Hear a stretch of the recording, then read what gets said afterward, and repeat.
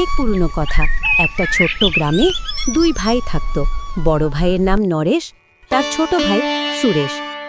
নরেশ ছিল ধনী, তার বিশাল বাড়ি আর সম্পত্তির কোনো অভাব ছিল না।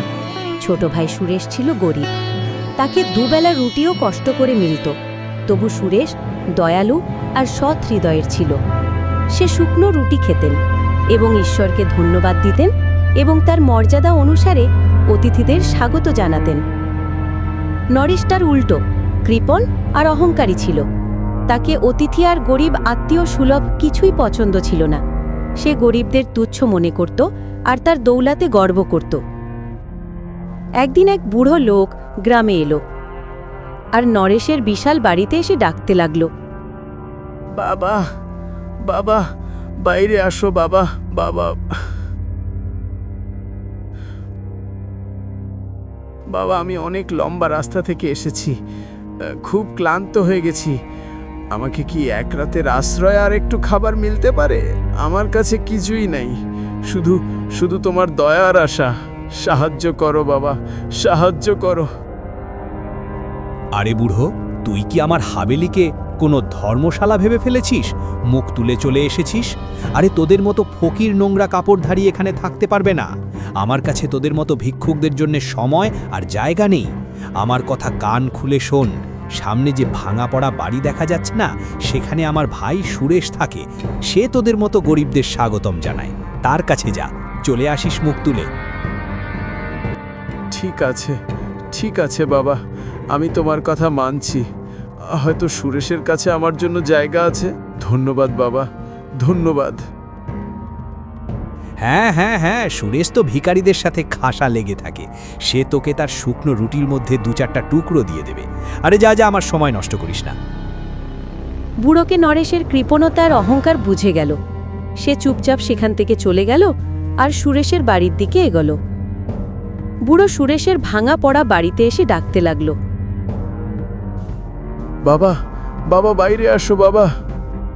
সুরেশ বাইরে এলো। আরে বাবা, নমস্কার নমস্কার। আপনি কি করে এলেন? আরে বাপরে, বাইরে তো খুব রোদ। এক কাজ করুন, আপনি আগে ভিতরে আসুন, ভিতরে আসুন, ভিতরে আসুন।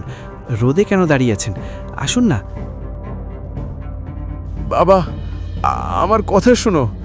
আমি আমি খুব ক্লান্ত। লম্বা রাস্তা পাড়ি দিয়ে এসেছি।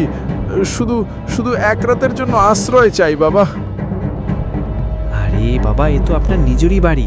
আগে ভিতরে আসুন, বসে জল খান, একটু শ্বাস নিন লম্বা লম্বা। খুব ক্লান্ত হয়ে গেছেন, বাকি কথা পরে করব। আসুন আসুন আসুন। সুরেশ বুড়োকে বসালো, তার ভাঙা পড়া বাসন থেকে জল খাওয়ালো আর রাতে তাকে একটা শুকনো রুটি আর জল পরিবেশন করল। বাবা, তোমার কাছে তো নিজেরই এত কম, তবু আমাকে তোমার অংশের খাবার দিচ্ছ।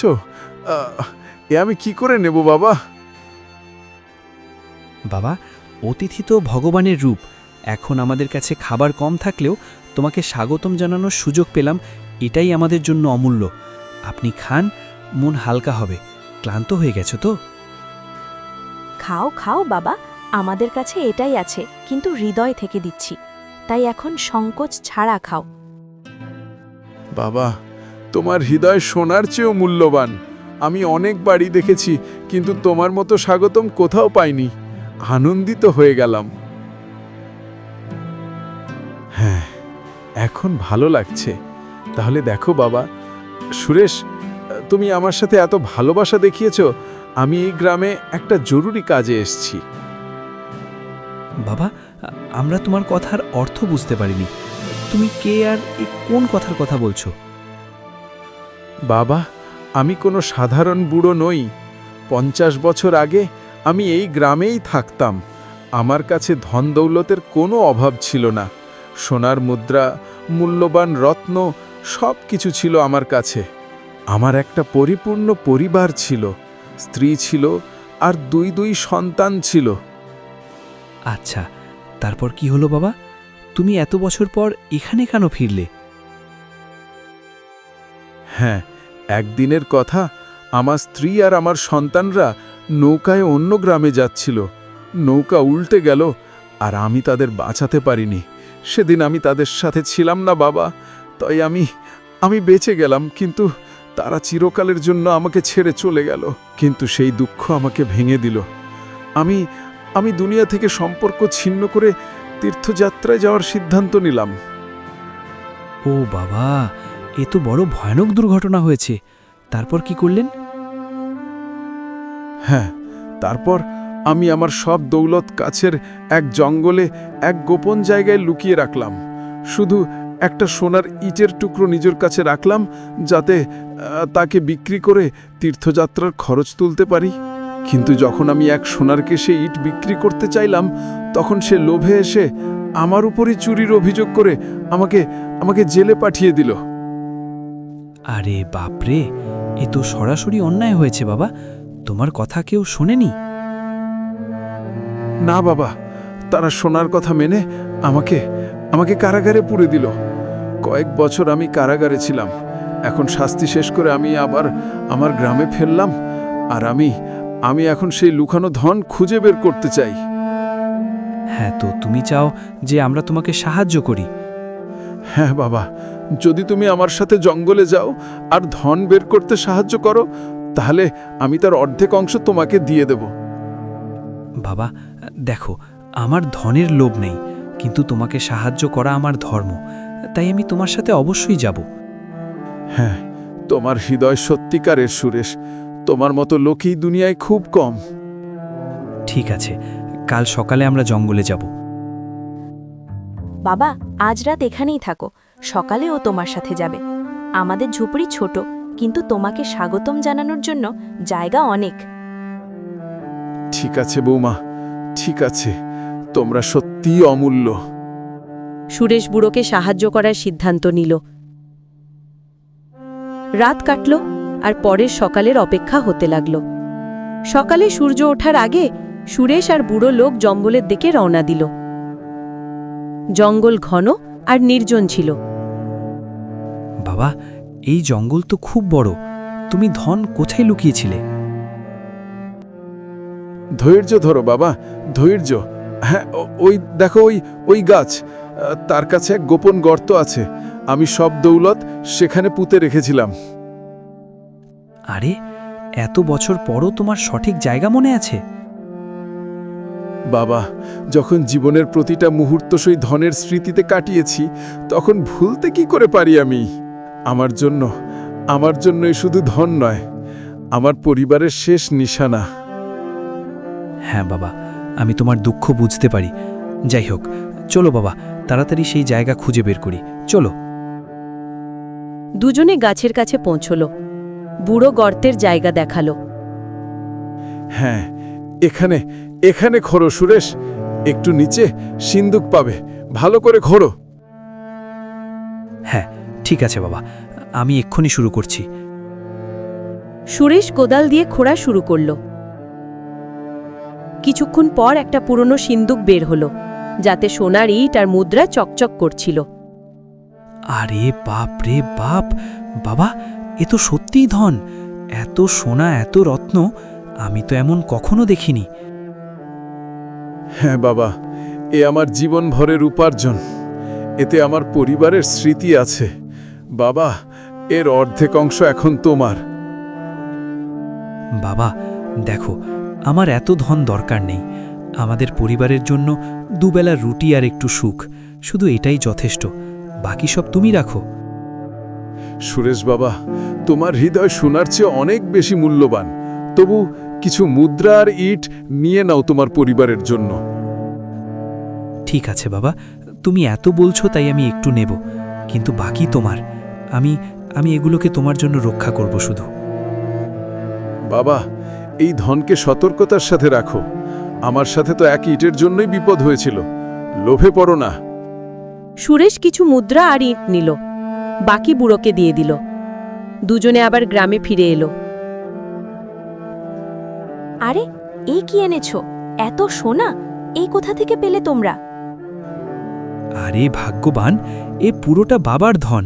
আমি তো শুধু একটু নিয়েছি, সেটাও বাবা বলেছিল বলে। বাকি বাবার। বৌমা, এই ধন আমার বেশি কাজের নয়। আমি এগুলোকে গরিবদের মধ্যে বিতরণ করতে চাই। সুরেশ, তুমি এগুলোকে প্রয়োজনীয়দের কাছে পৌঁছে দিতে আমাকে সাহায্য করো। বাবা, আপনি সত্যিই মহান। আমরা আপনার কথা মেনে চলব। বুড়ো সিন্দুক নিয়ে পরের সকালে চুপচাপ চলে গেল। কিন্তু সে সুরেশের কাছ থেকে প্রতিশ্রুতি নিয়েছিল যে সে ধনের সঠিক ব্যবহার করবে। সুরেশ ধনের কিছু মুদ্রা দিয়ে একটা ছোট ব্যবসা শুরু করল। তার পরিশ্রম আর দয়া থেকে ব্যবসা তাড়াতাড়ি ছড়িয়ে পড়তে লাগল। তোমার পরিশ্রম আর বাবার আশীর্বাদ ফল দিল। হ্যাঁ, ঠিক বলেছ ভাগ্যবান। এই সব ঈশ্বরের কৃপা আর বাবার দয়া থেকে হয়েছে।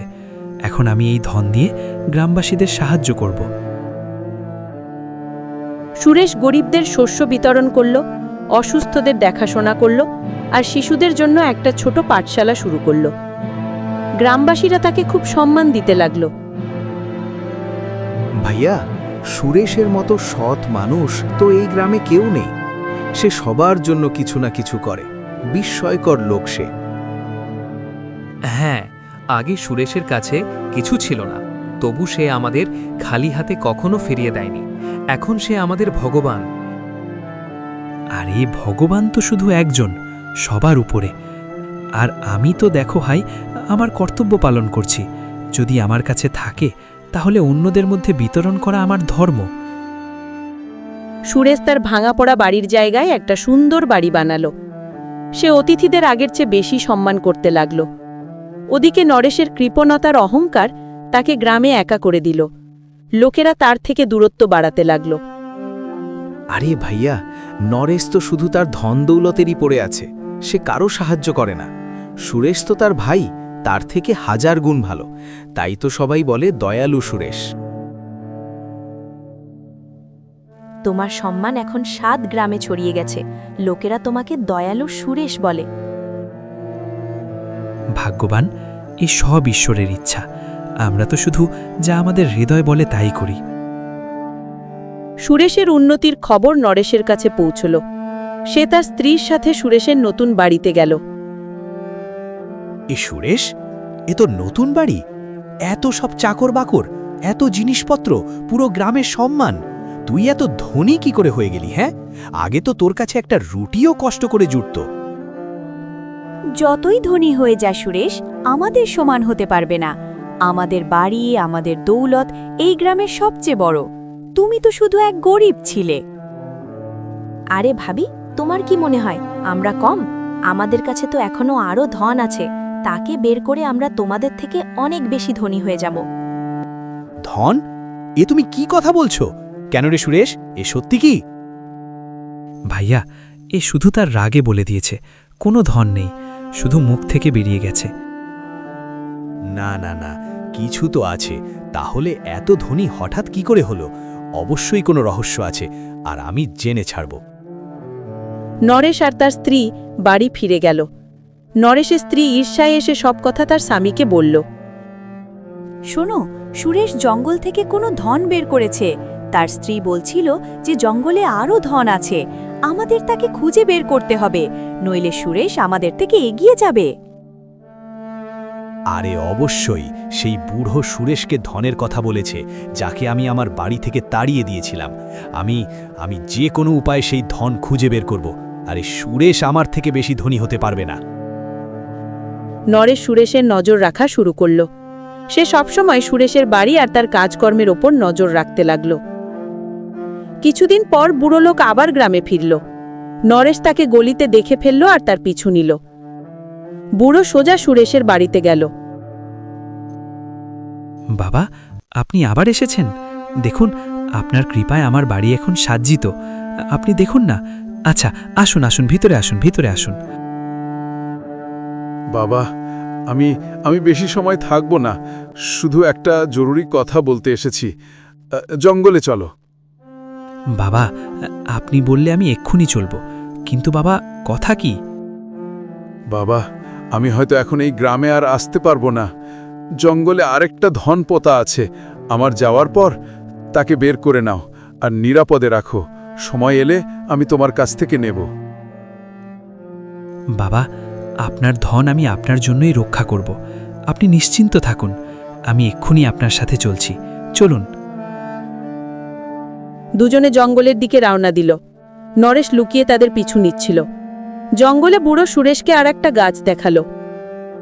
বাবা, আমি হয়তো এখন এই গ্রামে আর আসতে পারবো না। জঙ্গলে আরেকটা ধন পোতা আছে।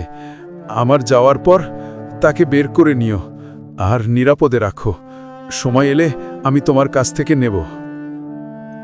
বাবা, আপনি তো নিশ্চিন্তে থাকুন, আমি এগুলোকে নিরাপদে রাখব। কিন্তু আপনি বলুন যে আপনি যাচ্ছেন কোথায়?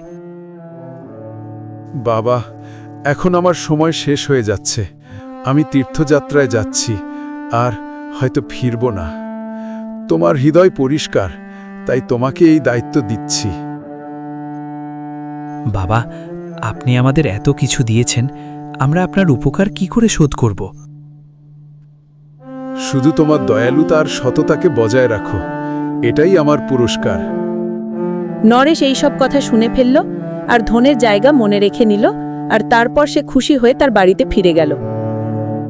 শোনো, আরে আমি ধনের সব রহস্য জেনে গেছি। এখন সেই দ্বিতীয় ধন আমার হবে, সুরেশ কিচ্ছু পাবে না। অহংকারী হবার সাথে সাথে নরেশের স্ত্রী খুব মূর্খও ছিল। এই অহংকারে সে সোজা সুরেশের বাড়িতে গেল আর সুরেশের স্ত্রীকে বলতে লাগলো, এই গ্রামে সবচেয়ে বেশি ধন সম্পদ আমাদেরই থাকবে, কারণ আমার স্বামীকে জঙ্গলে থাকা একটা ধন পেয়ে গেছে। তাকে বের করে আমরা আবার তোমাদের থেকে এগিয়ে যাব। এত বলে সে গর্ব করে তার বাড়িতে ফিরে গেল। সন্ধ্যার সময় যখন সুরেশ তার বাড়িতে ফিরল, তখন তার স্ত্রী বলতে লাগলো, আরে শোনো, তোমার ভাবি বলছিল যে দাদা জঙ্গলে ধনের জায়গা পেয়েছে। সে তাকে বের করে আমাদের থেকে বেশি ধনী হওয়ার কথা বলছিল। কি করে হলো? ও হয়তো ভাইয়া আমাকে আর বাবাকে জঙ্গলে দেখে ফেলেছে। আমার ভুল, আমি রাগে ধনের কথা বলে ফেলেছিলাম। আমাকে ক্ষমা করো। ওহো, আমি তোমাকে আগেই বলেছিলাম না ভাগ্যবান, যে ধনের কথা কারো সাথে বলো না। হ্যাঁ, তাড়াতাড়ি করতে হবে। আজ রাতেই সেই ধন বের করে নেব আমি, নইলে ভাইয়া তাকে হাতিয়ে নেবে। তুমি ঠিক বলছো, কিন্তু সতর্ক থেকো, কোথাও কেউ দেখে না ফেলে। সুরেশ অন্ধকারে জঙ্গলে গেল, গাছের নিচে খুঁড়ল আর দ্বিতীয় ধন বের করে বাড়ি নিয়ে এলো। সে তাকে নিরাপদে লুকিয়ে রাখল। হ্যাঁ, এখন এই ধন বাবা ফিরে আসা পর্যন্ত নিরাপদে থাকবে। কারো কাছে ইঙ্গিত যেন না হয়, শুনছো তো? আমি এখন কারো সাথে কিছু বলবো না, তুমি যা বলবে তাই করব। পরের রাতে নরেশ জঙ্গলে ধন খুঁড়তে গেল। সে ঘন্টার পর ঘন্টা খুঁড়ল, কিন্তু সেখানে কিছু পেল না। আরে কি, ও ধন এখানে নেই? এর অর্থ সুরেশ আমার আগেই এসেছে। ও খুব চালাক বেরোলো। সেই রাতে যখন নরেশ জঙ্গলে ছিল, চোরেরা তার বাড়িতে হামলা করল আর সব ধন আর মূল্যবান জিনিস লুট করে নিয়ে গেল। তুমি কোথায় ছিলে? চোর আমাদের বাড়িতে ঢুকে পড়েছে, সবকিছু লুট করে নিয়ে গেছে। এখন আমাদের কাছে কিছু নেই। আরে রে, এসব তোমার লোভের জন্যই হয়েছে। আমি ধন খোঁজার খুব চেষ্টা করেছি, কিন্তু সুরেশ সেখানে আমার আগেই পৌঁছে গেছে, আর এখন আমাদের নিজের ধনও চলে গেছে। আরে তুমি সুরেশের স্ত্রীর সাথে ঈর্ষা না করলে আজ এদিন দেখতে হতো না। আমি ভুল করেছি, আমার তার সাথে ঈর্ষা করা উচিত ছিল না। এখন আমরা ধ্বংস হয়ে গেছি। আরে এসব আমারও ভুল। আমি সেই বুড়োকে বাড়ি থেকে ভাগিয়ে দিয়েছিলাম, আর সুরেশ তার সাহায্য করেছে। তার দয়ালুতাই তাকে এসব দিয়েছে, আর আমি তো আমার অহংকারে সব হারিয়ে ফেলেছি। কয়েক মাস পর বুড়ো লোক আবার গ্রামে ফিরল। সুরেশ তাকে সব ঘটনা বলল আর দ্বিতীয় ধন তার সামনে রেখে দিল। বাবা, আমি তোমার ধন নিরাপদে রেখেছি। আমার ভাই এটাকে হাতানোর চেষ্টা করছিল, কিন্তু আমি এটাকে বাঁচিয়ে রেখেছি। সুরেশ বাবা, তুমি আমার বিশ্বাসকে সঠিক প্রমাণ করেছ। এখন এই ধন তোমার। আমি এই বয়সে এর কি করব? বাবা, একটা কথা বলি। আমার হৃদয় বলছে যে এখন তুমি কোথাও যেও না, আমাদের সাথেই থেকো না। আমি তোমার মাঝে আমার পিতা দেখতে পাই। তুমি কি আমাকে তোমার পুত্র মেনে আমাদের সাথে থাকতে পারবে না? বাবা, বাবা, তুমি আমাকে সেই সম্মান আর ভালোবাসা দিয়েছ যা আমার নিজের পরিবারও দেয়নি। ঠিক আছে, ঠিক আছে, আমি তোমাদের সাথেই থাকব। বাবা, আপনি আমাদের বাড়ির শান। এখন এই বাড়ি আপনারও। সুরেশ ধনের অধিকাংশ অংশ গরিবদের মধ্যে বিতরণ করল। সে একটা আশ্রম বানালো, যেখানে ক্লান্ত যাত্রী আর গরিবরা থাকতে পারত। বুড়ো লোক সুরেশ আর তার স্ত্রীর সাথে তাদের বাড়িতেই থাকতে লাগলো। নরেশ তার লোভ আর অহংকারের জন্য সব হারিয়ে গ্রাম ছেড়ে চলে গেল। সুরেশ ভাই, তুমি তো এই গ্রামের নামই উজ্জ্বল করে দিয়েছ। তোমার দয়ালুতার উদাহরণ তো সর্বত্র দেওয়া হয়। আমার সন্তান, তুমি প্রমাণ করে দিয়েছ যে সত্যতার দয়ালুতার চেয়ে বড় কোনো ধন নেই। তুমি আমার বিশ্বাস জিতেছ বাবা। সুরেশের কাহিনী 7 গ্রামে ছড়িয়ে গেল। লোকেরা তাকে দয়ালু সুরেশ বলতে লাগলো। সে বুড়ো আর তার স্ত্রীর সাথে সুখী আর শান্তিময় জীবন কাটাতে লাগলো। তার দয়ালুতার সততার কাহিনী একটা উদাহরণ হয়ে গেল, যা শেখায় যে সত্যতার ভালোত্ব সর্বদা জয়ী হয়।